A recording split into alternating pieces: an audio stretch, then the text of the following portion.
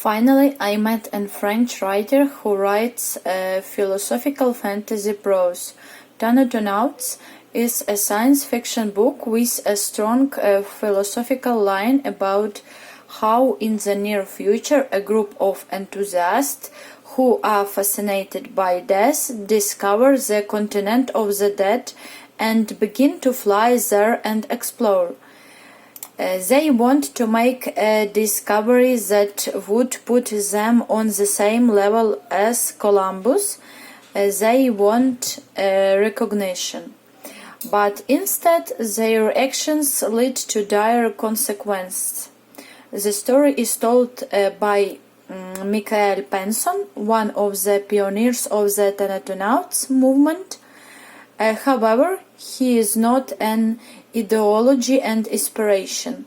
Michael's friend Raoul Razorback, whose father wrote a scientific and philosophical dissertation on death, was the first to come up with the idea of exploring and discovering the continent of the dead.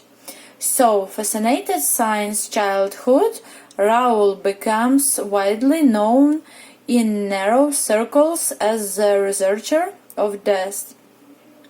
And eventually the board invites him for a state-scale experiment.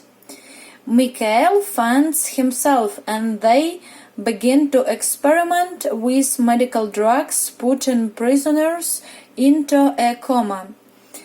Society is afraid and rebels against such arbitrariness, but then when the first prisoner does reach the first border of the land of the dead, everything changed radically, and it changed more than once during the story. Bernard Werber asks important questions, and although the book is about death, it's not the only leitmotif. What is life and why is it worth living? Is it possible to be satisfied with one good and avoid evil at all costs? How do religions and beliefs change our lives?